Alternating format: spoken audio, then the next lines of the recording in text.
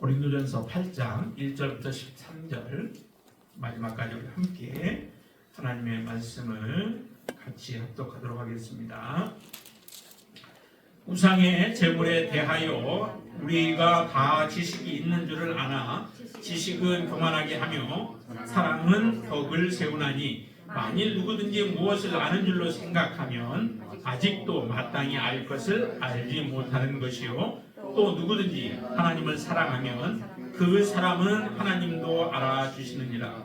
그러므로 우상의 제물을 먹는 일에 대하여는 우리가 우상은 세상에 아무것도 아니며 또한 하나님은 한 분밖에 없는 줄 아노라.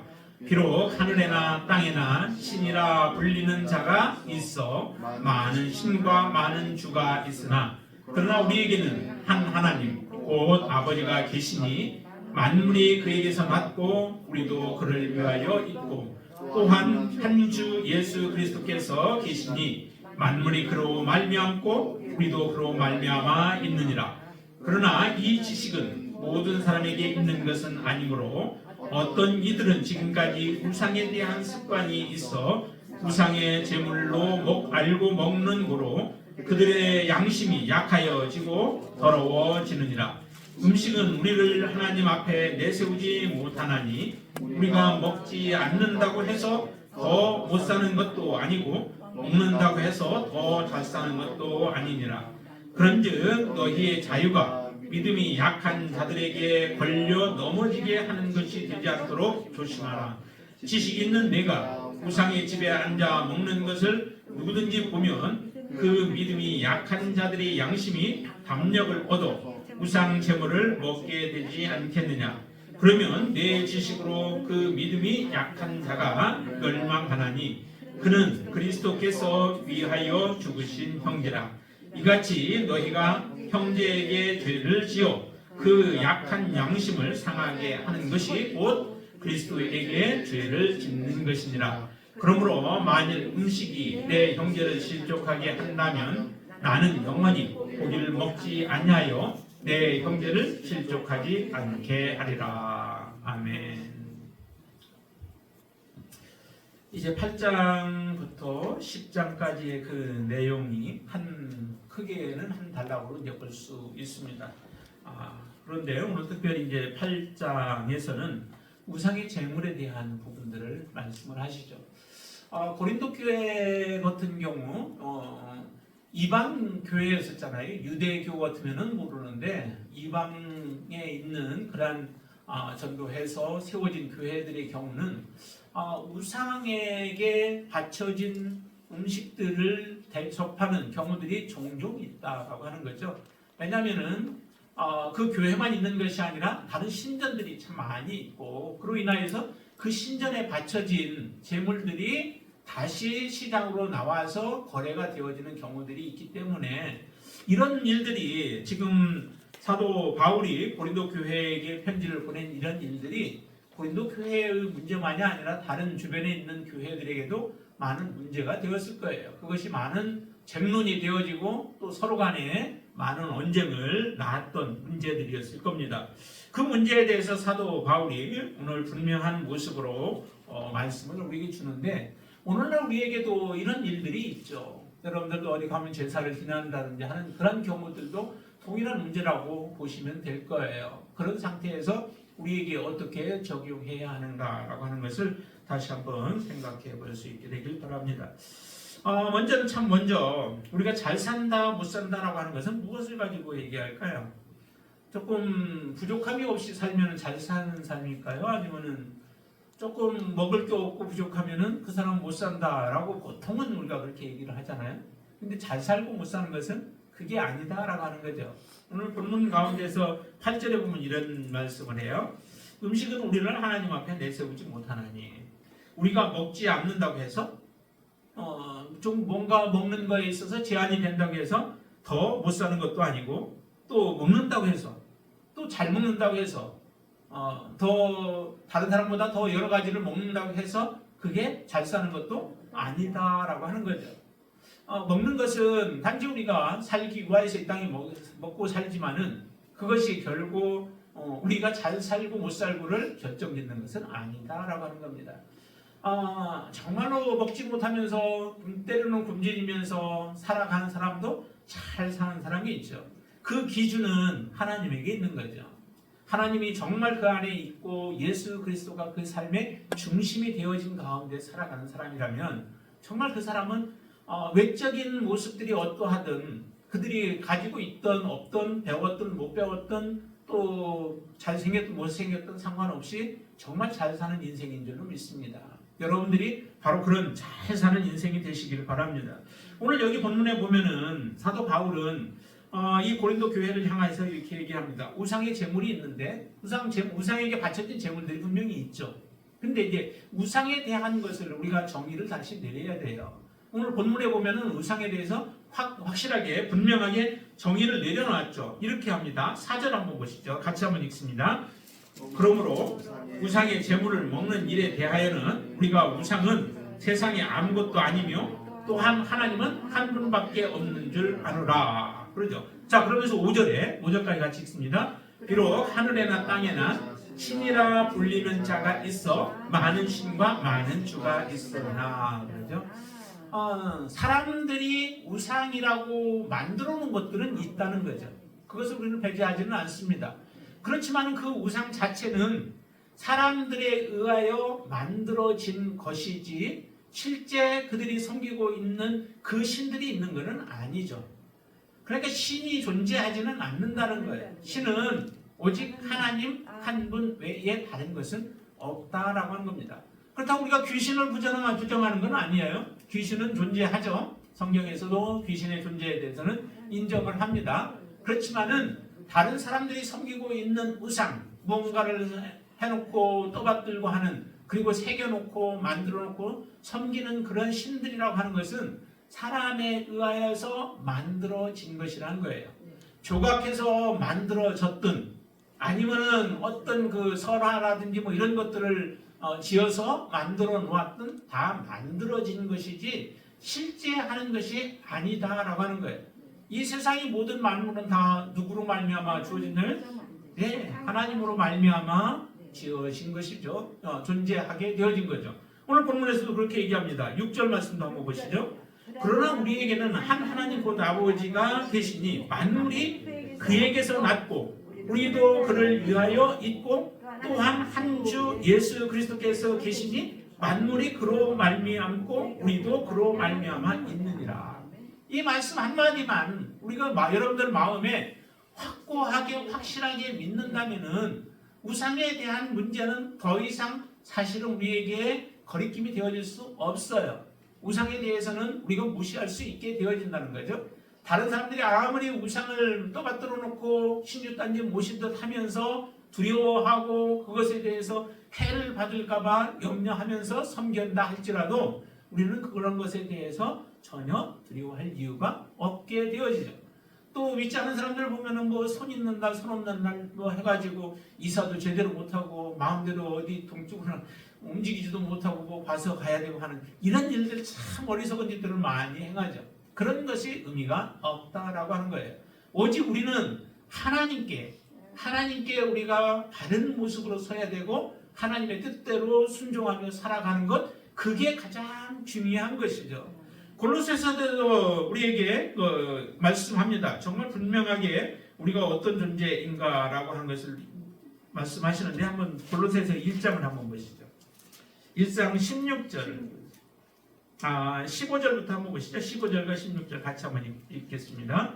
그는 보이지 아니하는 하나님의 형상이시요 모든 피조물보다 먼저 나신 이시니 만물이 그에게서 창조되되 하늘과 땅에서 보이는 것들과 보이지 않는 것들과 혹은 왕권들이나 주권들이나 통치자들이나 권세들이나 만물이 다 그로 말미암고 그를 위하여 창조되었고, 예수 그리스도를 통하여 하나님을 통하여서 모든 것들이 보이는 것들 보이지 않는 것, 우리 눈에는 지금 보이는 것만 가지고서 이야기를 하지만은 하나님은 말씀합니다. 보이지 않는 것까지도, 우리 눈에 보이지 않는 것, 우리가 보지 못하는 것까지도 하나님은 창조하셨다는 거죠. 주를 위하여 창조하셨다라고 합니다. 우리의 시각의 한계가 너무 분명하죠. 우리는 볼 수 있는 게 한계가 있어요. 근데 우리의 눈으로 볼 수 없는 것을 망원경이나 뭐 이런 걸 통해서 또 보기도 하잖아요. 전파 망원경 등을 통해서. 그래서 더 많이 있는 것까지 더 분명하게 보고 있지만은 그걸로도 보이지 아니하는 것도 또 이 세상에는 너무 많을 거예요. 그러니까 이 세상을 생각해 보면은 참 우리가 너무도 좁구나라고 하는 것을 많이 느끼게 돼요. 정말 넓은 세계를 우리는 이 지구 안에 살아가면서 조금 전에도 우리가 차 타고 오면서 서로 다른 나라 땅을 빼앗으려고 사람들이 싸우고 참 그 존귀한 생명들을 죽이고 하는 일들을 우리가 저지른다라고 이렇게 얘기를 했는데 이 지구 안에서 지구가 얼마나 세계 가운데서는 얼마나 작아요. 우주 가운데서는.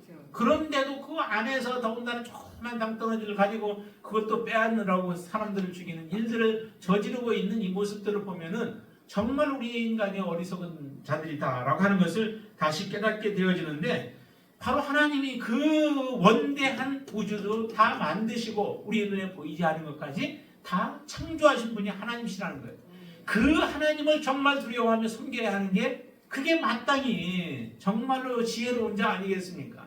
그래서 지혜롭지 못한 어리석은 자들은 하나님이 없다라고 하는 거예요. 지혜로운 사람은 그래서 하나님이 있다라고 하고 그 하나님을 받들어 섬기며 이 땅의 짧은 생에 우리가 주어진 시간 동안을 하나님의 뜻을 어떻게 하면 우리가 이루며 살아갈 것인가 고민하고 그리고 애쓰고 또 피 흘리고 땀 흘리며 우리가 살아가는 삶이 되어지는 거죠. 여러분들도 그렇게 하나님을 위하여 여러분들의 생애를 전부 바칠 수 있게 되길 바랍니다. 여기 보면은 그런 우상 이렇게 정해놓듯이 우상은 아무것도 아니라는 거죠. 그래서 우상을 섬기는 사람들은 허무한 삶을 살아가는 거예요.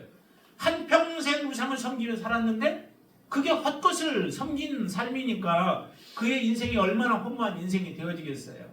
안개와 같은 인생이라고 생각하는 그 인생을 정말 한 번밖에 살 수 없는 인생인데 근데 그 짧은 인생을 그 허무한 것을 섬기며 자기의 인생을 낭비해 버린다면은 그보다 더 한탄스러울 일들이 어디 있겠느냐라고 하는 거죠. 그래서 이 우상을 섬기는 사람들이 참으로 허무한 사람일 뿐만 아니라 그 우상 제물 때문에 이제 또 실족하는 사람들이 있다라고 하는 거예요. 오늘 본문은 그런 얘기를 하죠. 자, 우상 제물은 먹어야 되느냐 먹지 말아야 되느냐. 여러분들 먹어야 돼요 먹지 말아야 돼요. 우상 제물은 여기 보는 말씀대로 한다면은 먹어도 사실은 상관없는 거예요. 근데 누가 먹을 수 있는 사람, 누가 먹을 수 있을까요? 하나님은 한 분밖에 안 계시고 다른 이 세상에 있는 모든 것들은 다 아무것도 아닌 것이다. 그런 존재로 확신하며 믿는 사람들, 그 믿음이 있는 사람, 그 믿음을 여기 본문에서는 이렇게 얘기를 했어요. 7절에 보면은 이렇게 말씀하죠. 그러나 이 지식은 모든 사람에게 있는 것은 아니므로 어떤 이들은 지금까지 우상에 대한 습관이 있어 우상의 제물로 알고 먹는 거로 그들의 양심이 약해지고 더러워지느니라 라고 얘기를 하죠.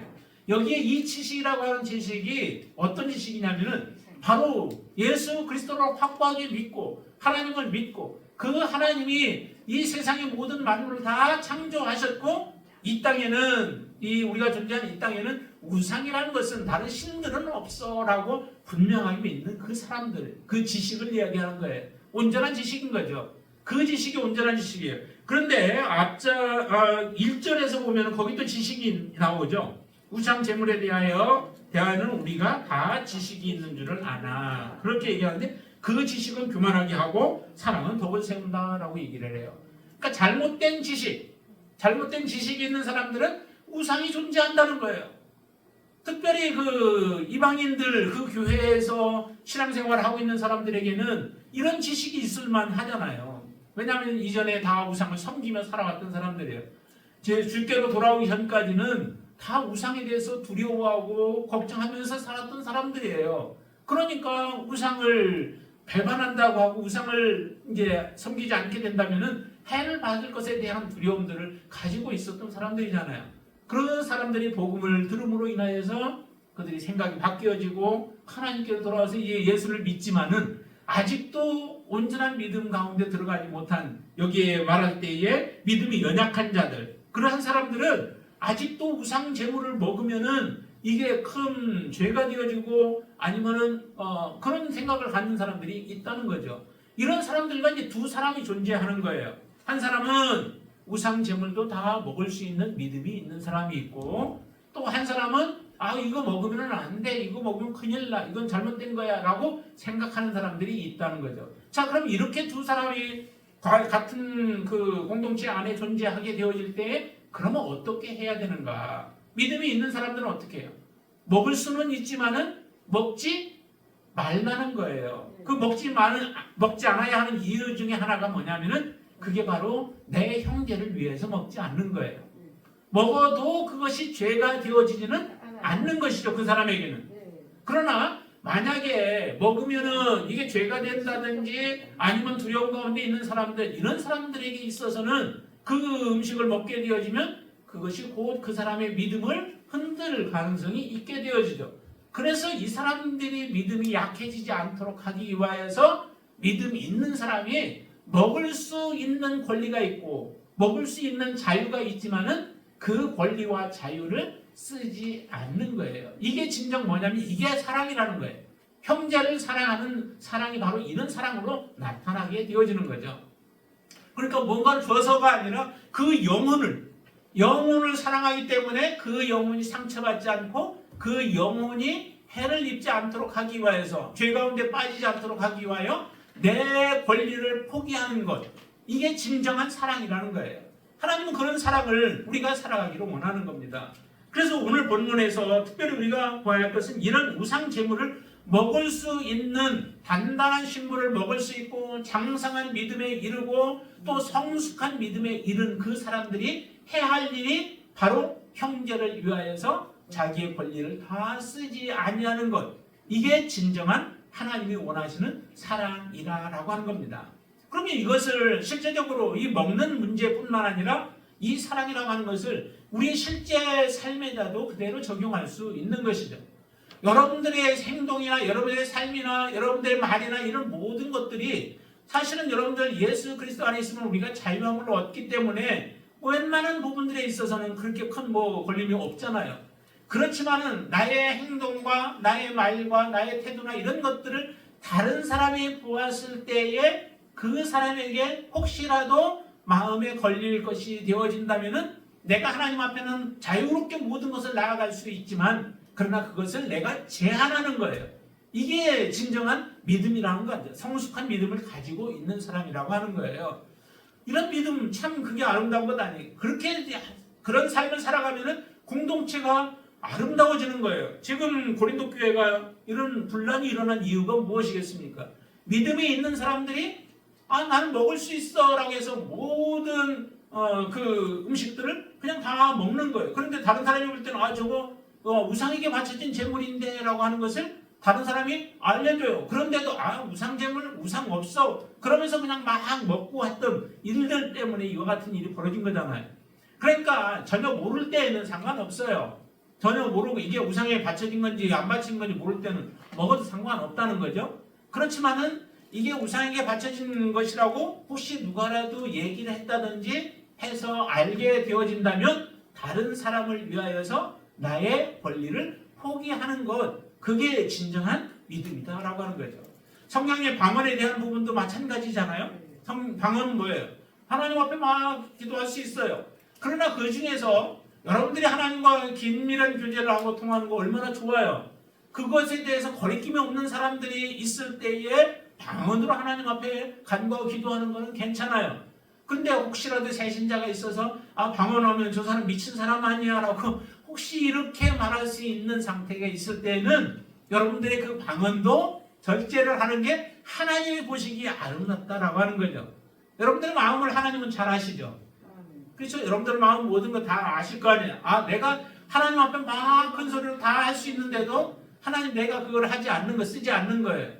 그러면 그 마음을 하나님 얼마나 귀하게 아름답게 봐주실 수 있겠어요. 내가 직접적으로 말을 해서 기도를 해서 하나님 앞에 올려드리는 것보다도 더 그 마음을 하나님은 귀하게 보실지 몰라요. 왜냐하면 형제를 사랑하는 마음이 그 속에 있기 때문에 그런 거예요. 이런 절제가 우리에게 이루어지지 못한다면은 그거는 성숙한 믿음으로 우리가 나아갈 수 없게 되어야 돼요. 그래서 나는 모든 것을 다 할 수 있지만은 모든 것을 다 하지 아니하는 것, 그게 진정한 믿음의 삶이라고 말씀드리는 겁니다. 오늘 사도 바울도 그런 고백을 하고 있잖아요. 자, 13절 말씀 한번 보실까요? 13절 같이 한번 읽습니다. 그러므로 만일 음식이 내 형제를 실족하게 한다면 나는 영원히 고기를 먹지 아니하여 내 형제를 실족하지 않게 하리라 라고 얘기해요. 영원히 먹지 않는데, 한 번 먹지 않는 게 아니라 나는 영원히도 먹지 않겠다. 나는 고기 아예 입에도 되지 않겠다. 혹시 이런 사람들 때문에 채식주의자가 나왔는지는 모르겠지만은 사도 바울은 이렇게 얘기한다. 이게 얼마나 그 형제들을 사랑하는 마음이 그 마음 가운데 크냐는 거죠.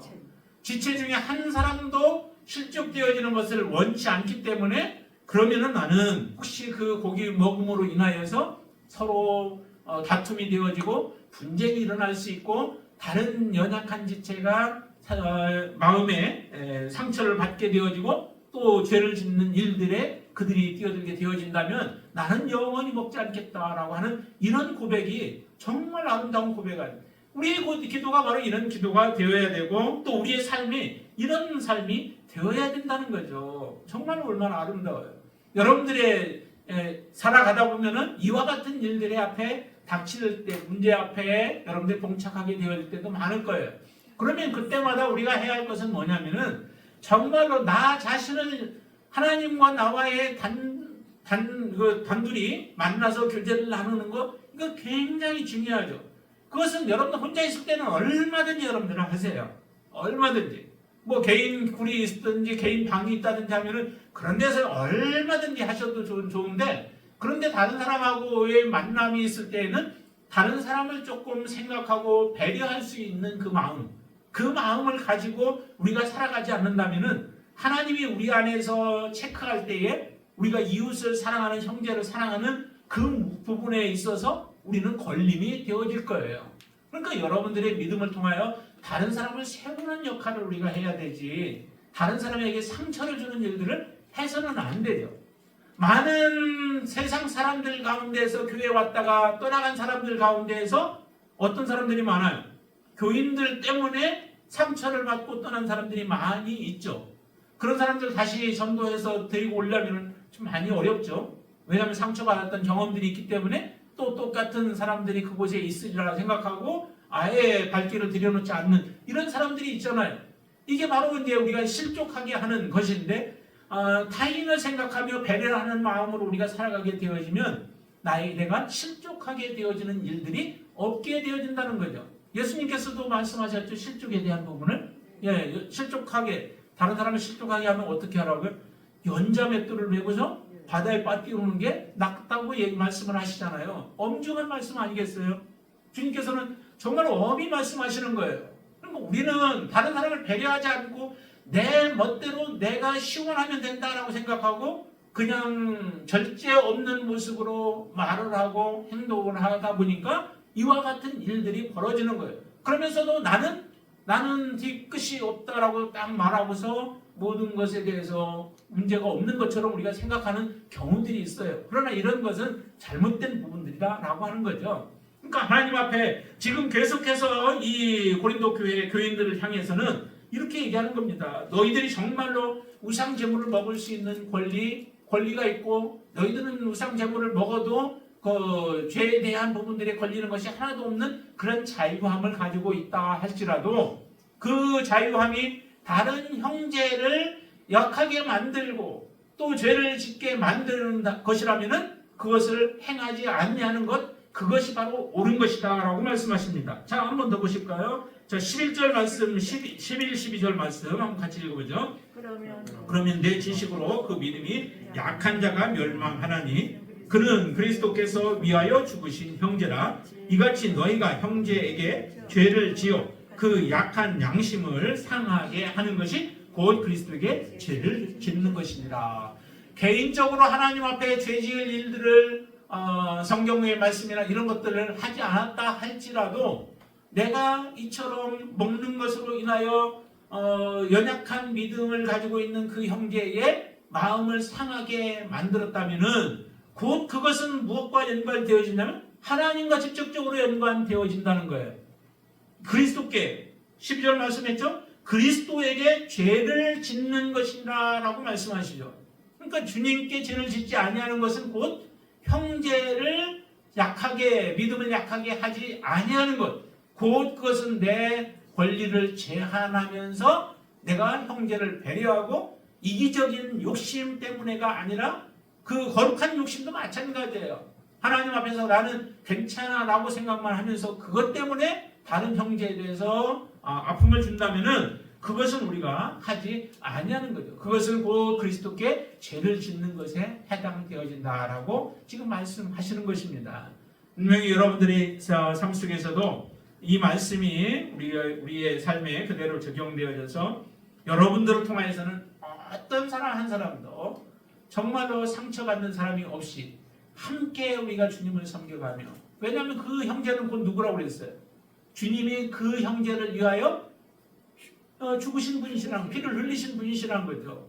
주님이 그 형제를 위하여 피를 흘리셨는데 내가 그 형제가 주님께 나아가는 것을 막아버린다면은 그 죄를 우리가 어떻게 또 감당할 수 있겠어요? 여러분들을 위해서도 주님은 죽으셨어요. 그래서 여러분들이 귀한 것이죠. 여러분 한 사람 한 사람들이 정말 그래서 귀한 거예요. 그런데 그 형제만, 여러분만 귀한 게 아니라 내 옆에 있는 사람도 귀한 사람이다 라고 하는 거죠. 여러분들이 보실 때에 정말 어떻게 보일지는 몰라도 한 사람 한 사람이 다 이처럼 귀한 사람이기에 주님이 그 사람을 위하여 죽으셨기에 나도 같이 그분을 귀하게 여기고 나보다 낮게 여기는 마음과 그런 삶을 여러분들이 살아가시게 되어진다면 여러분들은 정말 하나님 앞에 더욱더 귀한 모습으로 쓰임받고 또 하나님의 영광을 드러내고 그 많은 형제들을 주 앞에 바르게 세우는 데에 큰 도움을 주는, 그리고 큰 역할을 하는 그런 하나님의 종들로 사용되어질 줄로 믿습니다. 그렇게 모두가 쓰임받는 여러분들이 귀한 삶이 되시기를 바랍니다. 특별히 주님이 여러분들을 하나님 앞에 세우기 위하여 그 십자가를 지시고 걸어가신 그 주간이 바로 이번 주간 아니겠어요? 여러분들을 살리기 위하여 그 길을 걸어가셨다고요. 우리도 주님처럼 그렇게 똑같이는 할 수 없지만은 주님의 마음을 그대로 품어야 되죠. 바로 예수 그리스도 그 마음, 겸손한 마음을 우리가 품고 살아가야 되잖아요. 그래서 여러분들이 그런 마음을 품고 살아가게 되어진다면 바로 여러분들을 통하여서도 다른 영혼들이 주님 앞에 바르게 세워지는 역사가 일어날 줄로 믿습니다. 상처받은 사람조차도 다시 회복되어져서 주께로 돌아가는 역사가 여러분들을 통하여서 이루어질 수 있게 되어지기를 다시 한번 주님의 이름으로 축원을 드립니다. 기도하겠습니다. 우리 찬양하고 기도의 자리로 나아가겠습니다.